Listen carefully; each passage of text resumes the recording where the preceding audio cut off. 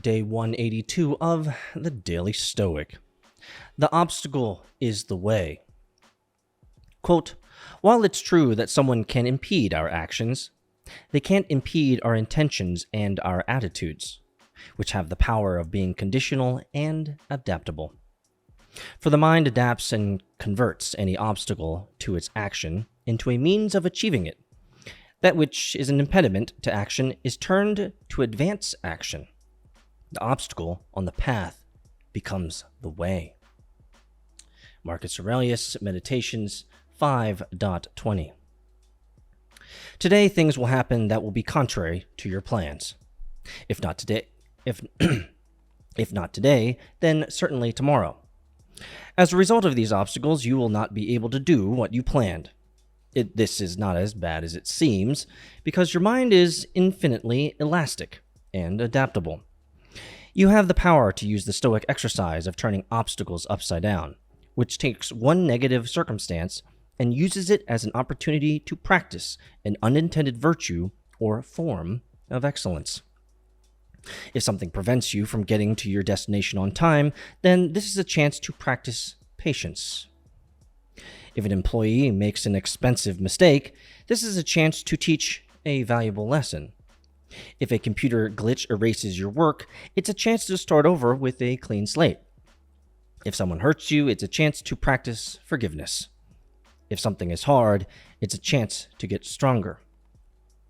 Try this line of thinking and see whether there is a situation in which one could not find some virtue to practice or derive some benefit. There isn't one. Every impediment can advance action in some form or another. I love hearing this type of verbiage. I love hearing this type of encouragement from the Stoics today. And the reason is because this is exactly how I approach life, and I love it.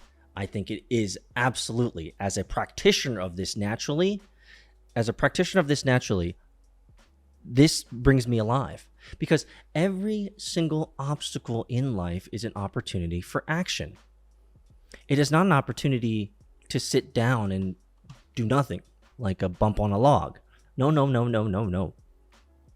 Like, it is fascinating to me as I hearken back to my younger years and my younger life.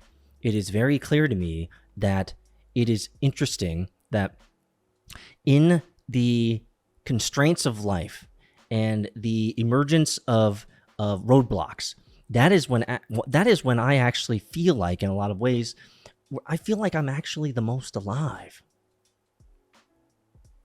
It's almost this sick idea of when there are no problems and there is no friction and there is no struggle, then dadgummit, man, the work becomes a grinding, grueling, feels purposeless.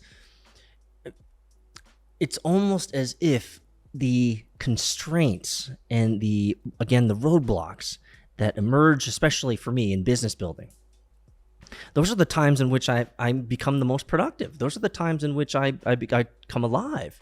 Those are the times when I'm engaging my whole soul and my whole body and my whole mind into the activity, because there's a problem to solve, and there are things to build, there are things to do, there are people to meet, there are strategies to be executed against, right?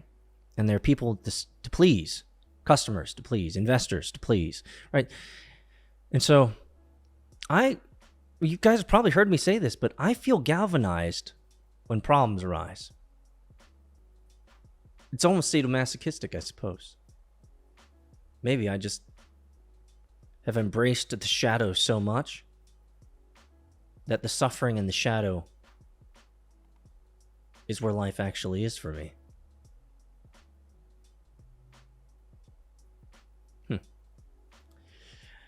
What say you? I'll see you in Discord, MetaFam.